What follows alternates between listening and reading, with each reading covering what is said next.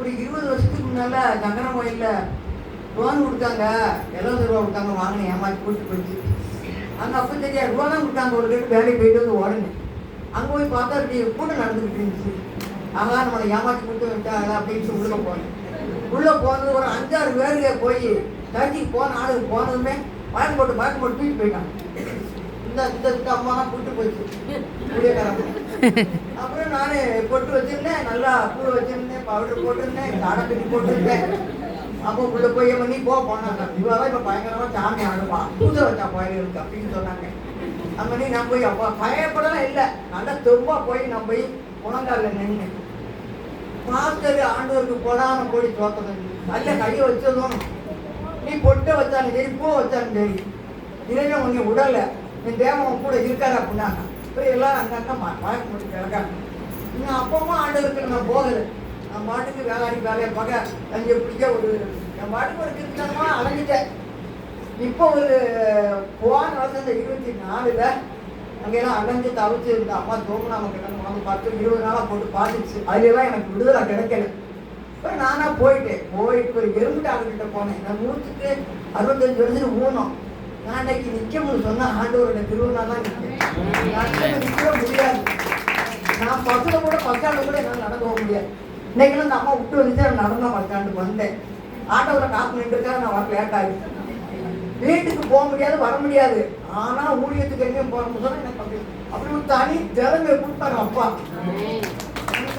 நினைச்சிட்டேன் இந்த அம்மா வீட்டுக்கு வர விட மாட்டாங்க அப்படின்ட்டு அவங்க வீட்டு பேய் அடிக்கிட்டு கிடந்து அந்த வீட்டில் பசங்களெல்லாம் இது வீடா, சர்ச்சி வீடா, பேய் வீடா அப்படின்ட்டாங்க. அப்போ இவங்க அம்மா சொல்லிச்சு, அம்மா நீயே எங்கேயாச்சும் போய் பாரு, எந்த பிரசாதம் குடிச்சப்பட்டாலும் நல்லா தான் இருந்த, போய் பாருமா பசங்க அப்புறம் மகள் வயதாங்க அப்படிங்கவும் நான் வெளியேறி போனேன். போய் ஒரு ஆள்கிட்ட போய் பார்த்தா கொஞ்சம் விடுதலை கிடச்சிருச்சு. விடுதலை கிடச்சி என் பாட்டுக்கு இருந்தேன். இந்த அம்மா வீட்டுக்கு சரியாக போக மாட்டேன், கூப்பிட மட்டும் என்னென்னு கேட்பேன். ஏன்னா நான் வெறுத்துட்டு வந்துட்டோம்ல, ஒரு மாதமாச்சு பார்த்தவங்களை வெறுத்துட்டோம்ல, எப்படி அவங்க மோதிரம் போய்கிட்டே இருந்தேன். அந்த எலும்புட்டு ஆகிட்டு சக்கரவாணி போனேன். தூக்க மாத்திரை உறக்கம் வரலன்ட்டு பொய் சொல்லி வாங்கினேன் சாவணம்.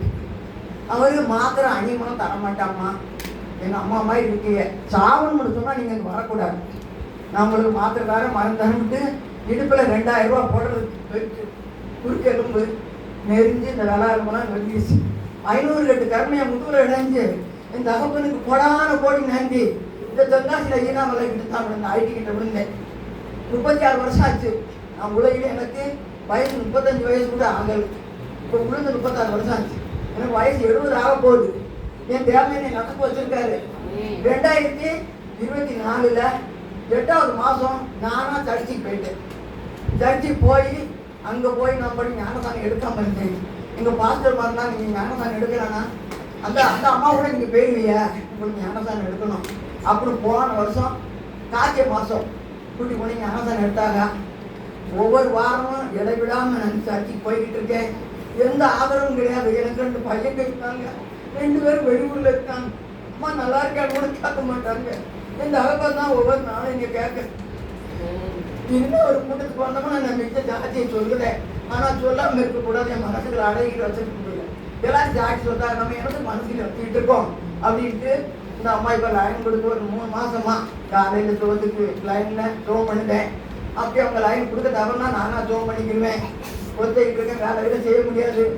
எனக்கு உடுத்த துணி, உண்ண உணவு எல்லாம் என் தகப்பம் கொடுத்தாரு. நான் ஆளாக இருக்கேன், எந்த வேலைக்கும் போக முடியாது. ஊனமுட்டு காசு கொடுக்க நல்லா வச்சு சாப்பிட்டுக்கிட்டு இருக்கேன். பயப்படுவேன், பஸ்ஸில் போனால் மறுநாள் படிச்சுருவேன். ஆனால் இப்போ அப்படி இல்லை, கொஞ்சம் கொஞ்சமாக குறைஞ்சு எனக்கு நல்ல ஒரு படத்தை கொடுத்துருக்காரு ஆண்டவர். ஆண்டவருக்கு கொடான கோடி நன்றி. என் தலைப்பையினா நான் உயிரோடு இருக்க முடியாது. இதுக்கு எந்த ஆதரவும் கிடையாது. சாப்பிட்டா கூட கேட்க ஆள் இல்லை. வீட்டில் நான் ஒத்தையிடமே இருக்கேன். கூட பிறந்தவங்க 10 வீட்டுக்காரங்க இருக்காங்க. நீங்கள் நல்ல நாள் வந்துருச்சு சாப்பிட்டாலாம் சோறு போங்களான்னு கேட்க ஆள் இல்லை. ஏதோ சாப்பிட்றதே நல்லா இருக்கேன், ஆண்டவருக்கு இருக்குனால என்னை நல்லா வச்சிருக்காரு. ஆண்டவருக்கு ஓடி நன்றி. நீங்கள் வாழ்நாள் கூட அவருக்கு நன்றி சொல்லுவேன். நன்றி, வணக்கம். ஆமென்.